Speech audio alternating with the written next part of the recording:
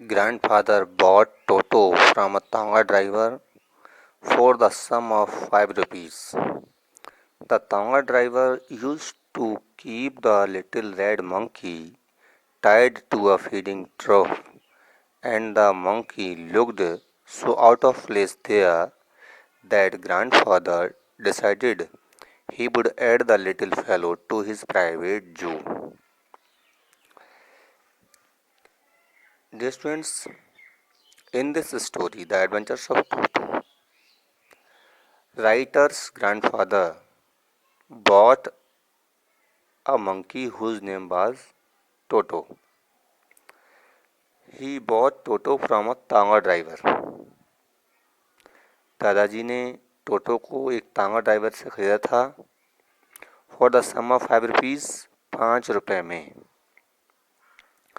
The tonga driver used to keep the little red monkey tied to a feeding trough. Tonga driver उस छोटे से लाल monkey के लिए, red monkey के लिए, एक फीडिंग ट्रफ मतलब एक जानवरों को घास खिलाने वाली जो नाद होती है उससे बांध कर रखा करता था.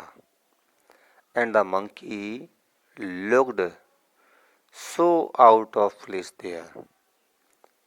और बंदर वहाँ पर इतना अजीब लगता था, आउट ऑफ प्लेस लगता था, that grandfather decided he would add the little fellow to his private जू.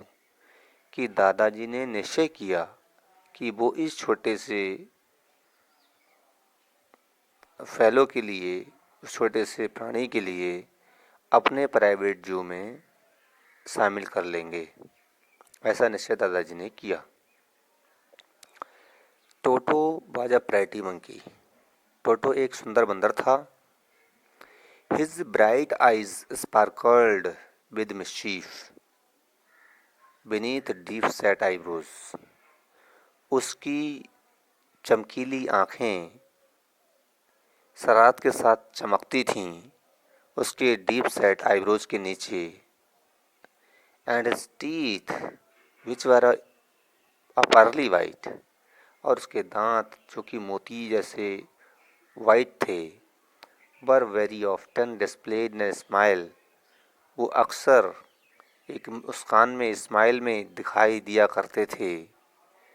That frightened the life out of elderly Anglo Indian ladies. जो उम्र दराज एंग्लो इंडियन लेडीज हुआ करती थीं, वह उनके जीवन को भयभीत कर दिया करता था, डरा दिया करता था. यानी बंदर अपने दांतों को दिखा करके उन महिलाओं को डरा दिया करता था. What his hands looked dried up. लेकिन उसके हाथ ड्राइड अप, सूखे हुए दिखाई देते थे. As though they had been pickled in the sun for many years. जैसे कि मानो उन्हें कई सालों तक धूप में रखा गया हो, सुखाया गया हो, ऐसा लगता था. Yet his fingers were quick and wicked. फिर भी उसकी उंगलियां बहुत ही क्विक थीं, बहुत ही चपल थीं, और एंड विकेड, और बहुत ही दुष्ट थीं. इट मीन्स वो अपनी उंगलियों से कोई न कोई शरारत करता रहता था. And his tail while adding to his good looks. और उसकी पूंछ, जबकि उसके लुक्स के लिए, गुड लुक्स के लिए कुछ उसमें और जोड़ती थी. मतलब पूंछ किसी जानवर की शोभा को बढ़ाती है. Grandfather believed a tail would add to anyone's good looks. दादाजी विश्वास करते थे कि पूंछ जो होती है किसी भी जानवर की गुड लुक्स को बढ़ाती है, उसकी शोभा को बढ़ाती है. Also served as a third hand. वह उसके लिए एक थर्ड हैंड के रूप में भी काम करती थी. जो पूंछ थी बंदर की, टोटो की, वह थर्ड हैंड के रूप में इसको यूज़ किया करता था.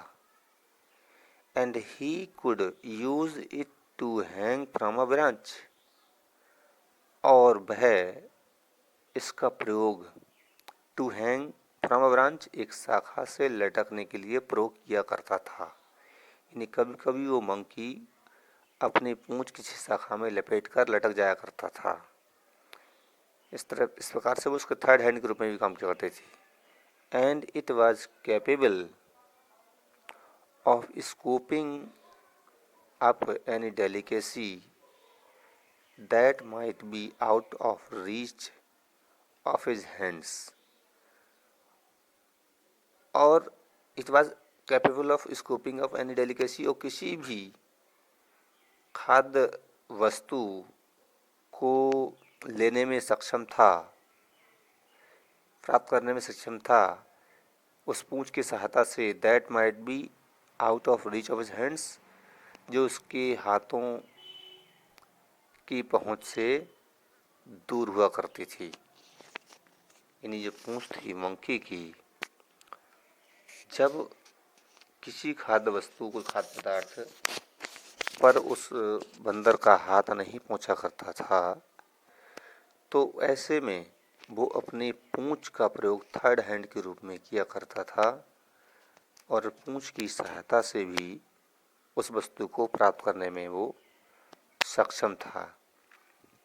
इस प्रकार से ये 2 पैराग्राफ्स कंप्लीट हुए हैं और आप लोग इसके जो हार्ड वर्ड्स हैं, मीनिंग्स हैं, उनको नोट करते रहना।